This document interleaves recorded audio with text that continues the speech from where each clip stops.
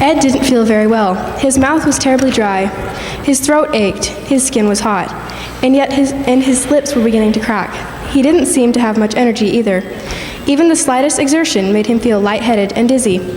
Several times a day, he would fall because he was so dizzy and faint. Whenever that happened, he got really discouraged. One day, as Ed lay huddled at the bottom of the porch steps, where he had just fallen, he made a decision. Surely I don't have to live like this the rest of my life. I'm gonna go get some help. So he went to visit Dr. Smith. Dr. Smith listened carefully to all of his symptoms and then nodded.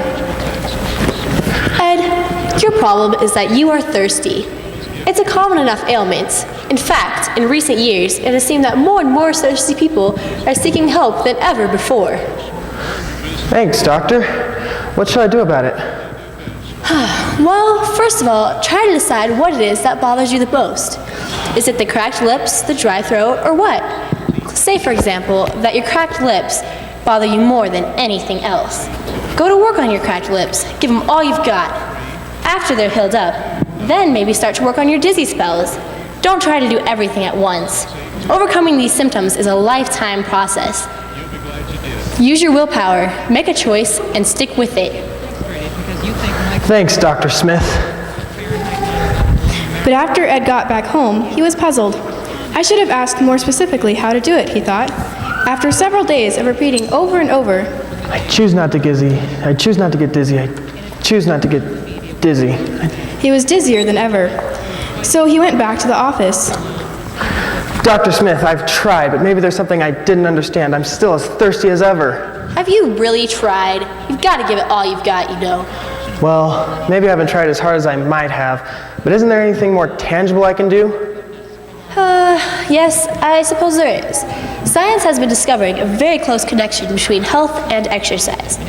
Why don't you try doing about, say, 200 push-ups a day? Ed went home again.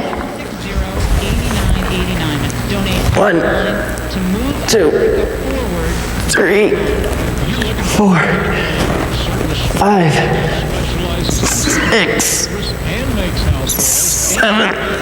But after only 7 push-ups, he collapsed and had to spend the rest of the day in bed.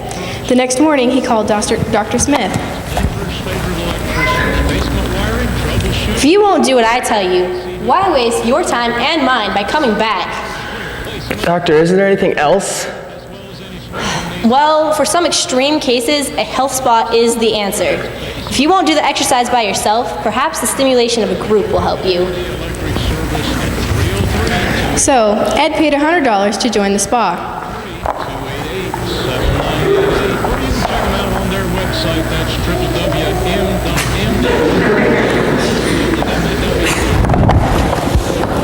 But after the first session, when he fainted, he was too ashamed to return. Still, his thirst was no better. So he tried another doctor. Dr. Jones heard Ed's story. Why, Ed, how unfortunate Dr. Smith didn't tell you. I'm sure she knows. What you need when you're thirsty is water. Water? That does sound appealing. Where can I get water? It comes from a well. So I suggest that you go get a shovel and dig yourself a well. Ed went home joyfully. He got a good shovel and started to dig. But after digging for only 5 minutes, he passed out. When he came to, his next-door neighbor was standing over him. Oh, Ed, whatever are you doing? I'm digging a well. I need water. Oh, Ed, haven't you heard? There's a well already dug. All you have to do is go and get it.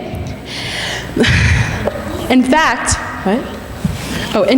the water is free. Go get it. Really? I better check with my doctor first. So he stumbled back to Dr. Jones and told her the news. I've heard of it, Ed, but I don't recommend it. You would appreciate it more if you did it yourself. God helps those who help themselves. Better keep digging. So Ed went back to his digging, but it soon became apparent that he was going to die before he could dig deep enough. Why, after several days, he had dug a hole only 3 inches deep, and he was failing fast. So, in complete helplessness, he gave up on digging his own well and went to the owner of the well. If you don't give me water, I'll surely die. Everyone who comes to my well can have all the water they want to satisfy his thirst. Here you go, Ed. You will never thirst again. Ed accepted the free gift of water from the well, and immediately something began to happen inside him. His mouth wasn't dry anymore. His throat was soothed. Day by day, as he returned to the well to drink, his symptoms began to disappear. Now he's jogging around the countryside, telling everyone he meets the good news. The water's free, Tim. The water's free, Brooke. The water's free. The water's free. Woo!